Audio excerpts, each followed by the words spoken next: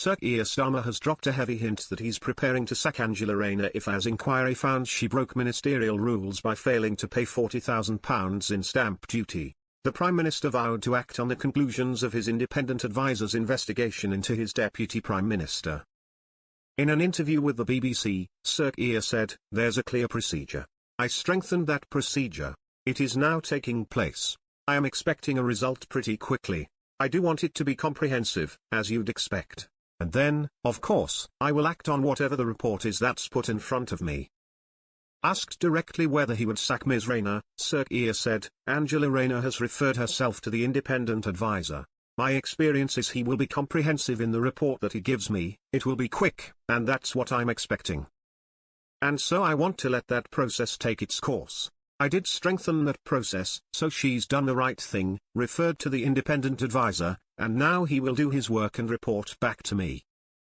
Ms. Rayner, who is also the Housing Secretary, has been under mounting pressure in recent weeks after reports emerged she had saved £40,000 in stamp duty on her East Sussex flat by not paying the higher rate reserved for additional home purchases. Number 10 said Ms. Rayner retained Sir Keir's full confidence but declined to commit to her staying in post for the rest of this Parliament, an assurance which has previously been given publicly to Ms. Reeves and Foreign Secretary David Lammy amid speculation about their positions. "I'm not going to go through the cabinet and do that," a Downing Street spokesperson said on Thursday.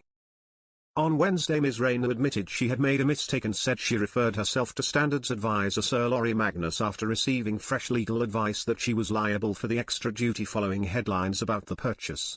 It is understood the probe could report back as early as Friday. In a public statement, Ms. Rayner said a court-instructed trust was established in 2020 following a settlement with the NHS over a deeply personal and distressing incident involving her son. He was left with lifelong disabilities, and to ensure he continued to have stability in the family home in Greater Manchester, she said her family had agreed its interest in that property would be transferred to the trust.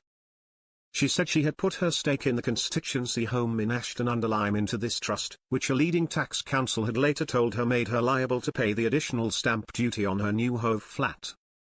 Details about the complex arrangements continued to emerge on Thursday, when the Telegraph reported Ms. Rayner had sold her remaining stake to the trust for £162,500, which the paper suggested had then been used to buy her new flat. The Conservatives have written to HMRC calling for it to launch its own investigation on whether she tried to evade tax, with party chairman Kevin Hollenrich saying her explanation cannot withstand scrutiny. Losing the Deputy Prime Minister would cause a headache for Sir Keir as he seeks to reset government following a difficult summer dominated by criticism of the small boats crisis and speculation about tax rises in the autumn budget.